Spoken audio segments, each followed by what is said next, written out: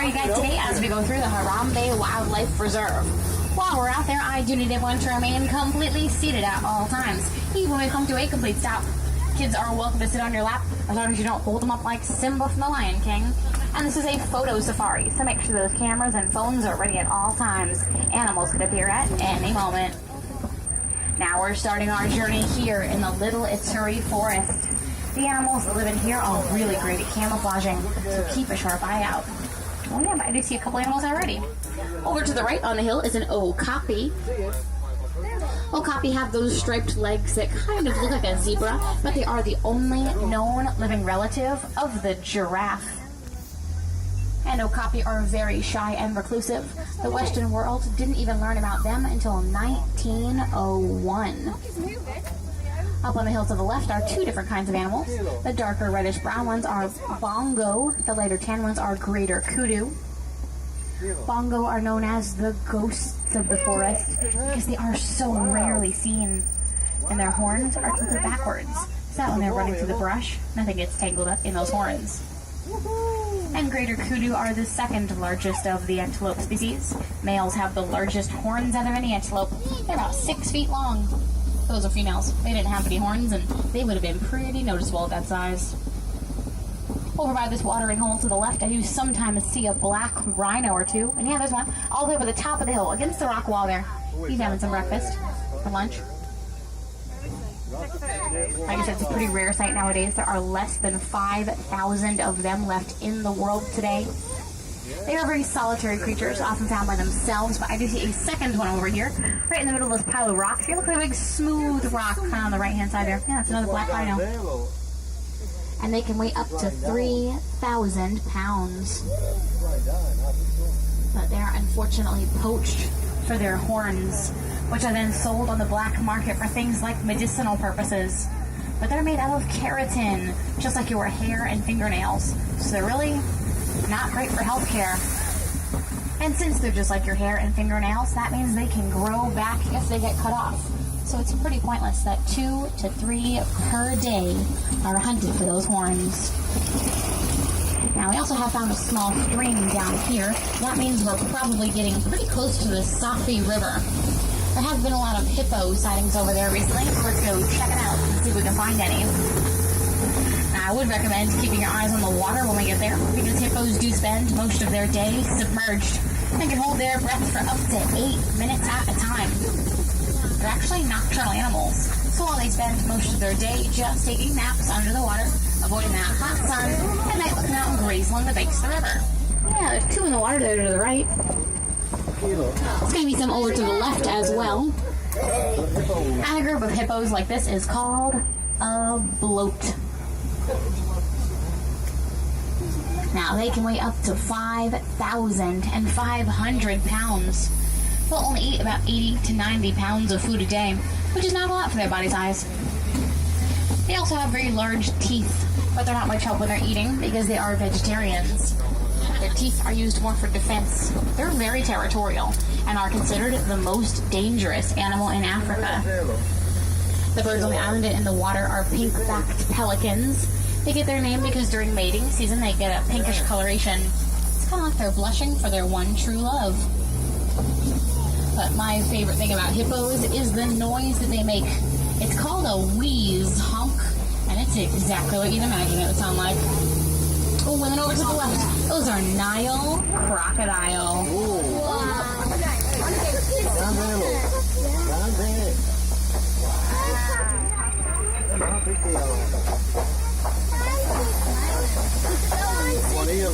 Dinosaurs!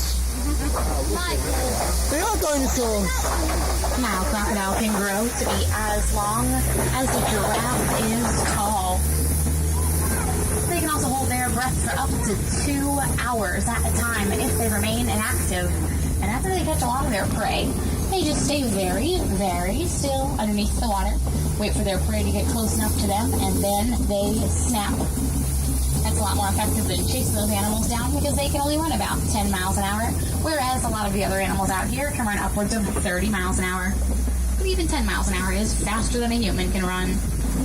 Now we're going to be heading out onto the savannah next, but before we go, I always like to pause and point out that tree on the right.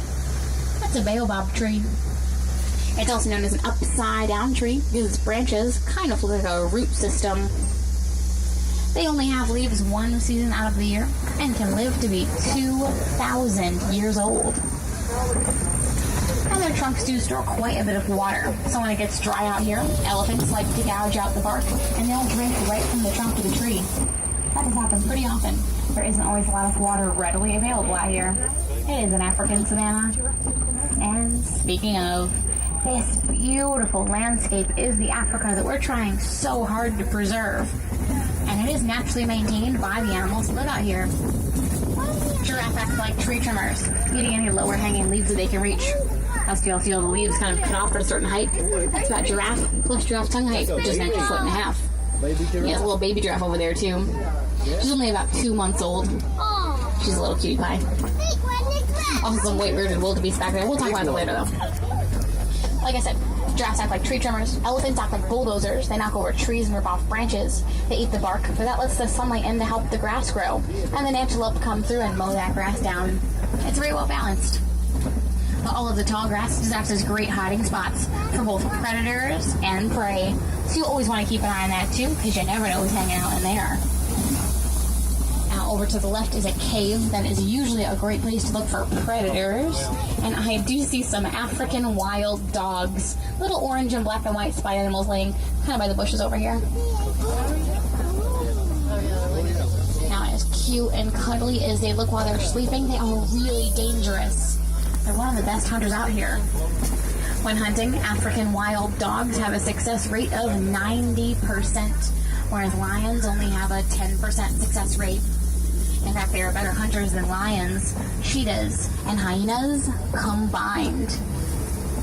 Also over to the left, those coppery animals laying down are sable antelope. They are the emblem of the Harambe Wildlife Reserve because they are so fiercely protective. And that's what we need to do. Protect these animals. And then we'll be driving in between some tall spires of dirt. These are termite mounds. They bake in the sun until they're as hard as cement, and then elephants like to use them as scratching posts. Once they're all worn down from the elephants, a smaller animal, like the springbok, will hop up on there and use them as lookouts for lions in the tall grass.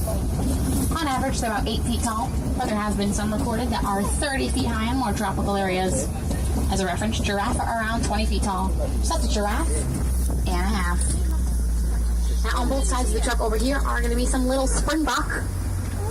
When springbok get scared, they jump into the air repeatedly, about 6 feet high. It's called pronking.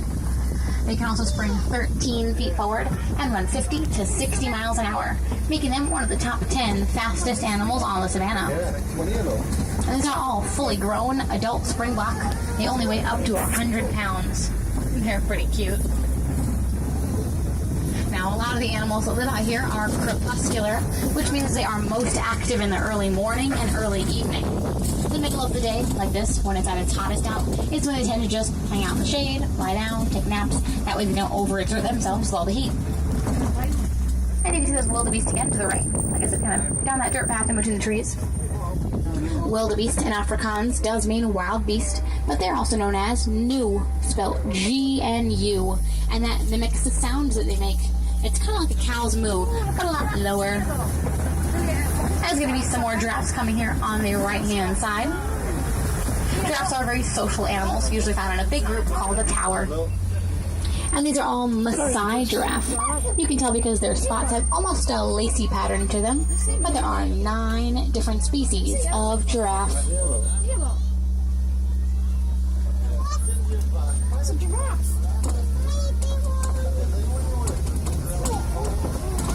They are the tallest animal in the world, but do have the same amount of vertebrae in their necks as humans do. 7. They also have the highest blood pressure out of any animal, and their heart is 2 feet long